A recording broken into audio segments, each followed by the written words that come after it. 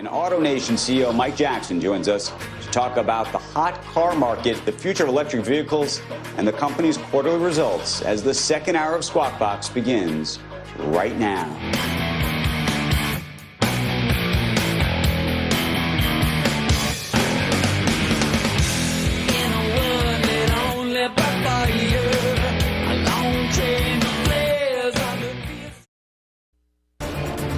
Welcome back to Squawk Box. Automotive retailer AutoNation reporting Q4 numbers just minutes ago, beating on both the top lines and saying same-store sales revenue was up 5%, while same-store gross profit up 11% year over year. Company also on pace to open 15 new stores over the next 2 years. Check out the move in the stock right now. It's up about 2%. And joining us right now is Mike Jackson, CEO and chairman of AutoNation. The progress continues apace, Mike. If you had asked me at the beginning of this pandemic, where we would be right now, I have to admit I would not have expected this. Andrew, good morning. Yes, we had spectacular results in the fourth quarter, the best quarter in the history of the company. And from the abyss of the beginning of the pandemic, that is something that is really quite unimaginable. But here's what's happening. There is a movement away from density. People want larger, more comfortable homes, and they're willing to spend on their homes. And they want personal transportation, which they control who they're with and when and where and how they go. So that streak of American independence is resurged, and that has dramatically increased the demand for automobiles. You then have very attractive interest rates because there is a lot of stress in the economy overall. I mean, so there are certain sectors which really, it's just heartbreaking to look at what's going on. But we have a reallocation or a prioritization towards personal transportation that we are benefiting from. Gasoline is very affordable, and a lot of stimulus fiscally is also going into the economy. So there's a lot of tailwinds. But AutoNation in and of itself is outperforming in this environment. Clearly, our pre-owned strategy is working with a 12% increase in same-store revenue during the quarter. This is a combination of our brand, our one-price customer experience, our digital capabilities. On new vehicles, we have more demand than supply. We continue to manage that well. And on the cost side, with our digital capabilities, our SG&A as a percent of gross is at all-time lows of 64%, a dramatic decrease from 2 years ago. So you put this all together, and it's $2.43, best quarter ever, and significantly above what analysts had projected. Mike, given your insight and ability to see through sort of what's selling, tell us what's selling. What's working, what's not? Where are you seeing this? Because in a way, you can help signal the market, perhaps on some of the big automakers themselves. Well, I think what to keep in mind is the total market pre-owned and retail new is approaching over 50 million. So that's what we're really talking about. And in pre-owned, we see significant demand from first-time buyers who are saying they do not want to use public transportation. They want their own personal transportation. So that's been a real opportunity for us. And as I said, we're outperforming the market. What would be the price point, especially for new buyers, that you're seeing on the pre-owned? So on pre-owned, our average is right around $20,000, but we have demand at $10,000, $7,000, $8,000 that we never had before. And these are first-time buyers who simply have come in and said they need to get to work, but they don't want to use public transportation. My point is that the demand that we're talking about here starts at a price point of $6,000, $7,000 and goes all the way through $400,000. So it's across the spectrum. And when you move into new vehicles where the average price point is approaching $40,000, of course, America's love affair with trucks continue. We are at an inflection point on electrification.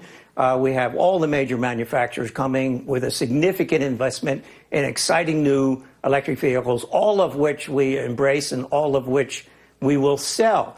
But on the new side, there's no question that manufacturing has been disrupted by both the pandemic and now with people spending more time at home, the number of microchips that are available to produce automobiles is reduced. So new vehicle production is still very much restrained for the foreseeable future relative to the demand that's out there.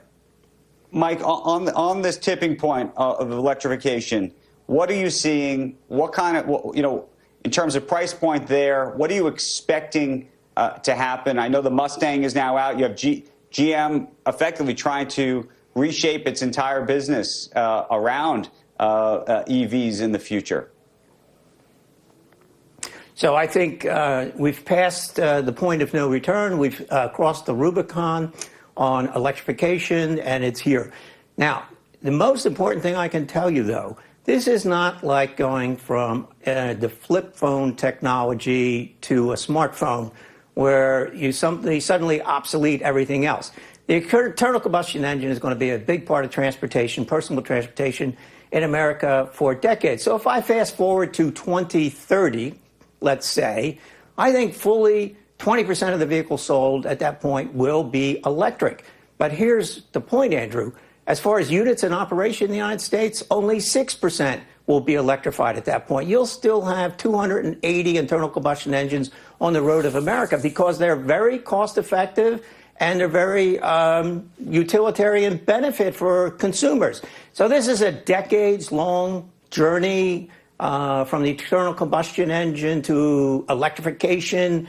But it's here, it's underway, we embrace it, it's exciting, and we have great vehicles coming from all the manufacturers. Mike, before we go, I just have to ask you about what you're seeing on the electrification issue or EV side, all of the brands effectively versus Tesla. And the reason I ask the question is Tesla obviously has its own charging stations, has a massive infrastructure around the country already.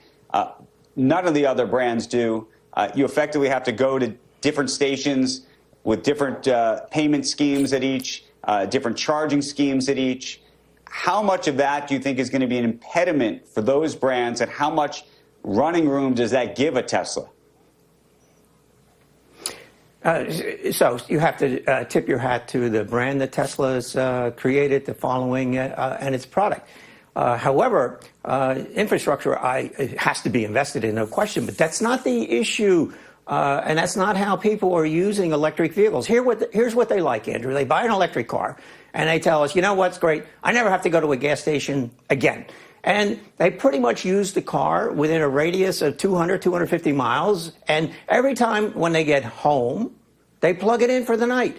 And they, that's it. They're done. They come out in the morning, it's fully charged, and they didn't go to a gas station. They just come home and plug it in. So that's their mindset. And it's relatively easy to have a home charger installed. You can either use 110 volts or 240 volts if you want to go a little faster. But since you're charging it overnight, it doesn't matter. And then you have those who also put a little plug at the office. So range anxiety is dramatically disappearing because American ingenuity, they figured out how they live, how they're going to use it, and it's not an issue. Now, if you want to drive your electric car across the country, okay, that's another story. But most people who are buying electric cars have an internal combustion engine also in their portfolio of cars, and therefore, for long-distance driving, they're still using the Suburban that'll take them anywhere in America. For their daily use around their home or office, they're delighted to have an electric vehicle, which they just plug in when they get home at night. Right. Okay. Mike, we appreciate it. Always great to see you. Congratulations on the earnings report. Andrew. Your stock up. I should mention, while you've been on the air, it looks like it's could open up about 2% higher this morning. Mike, great to see you. Appreciate it.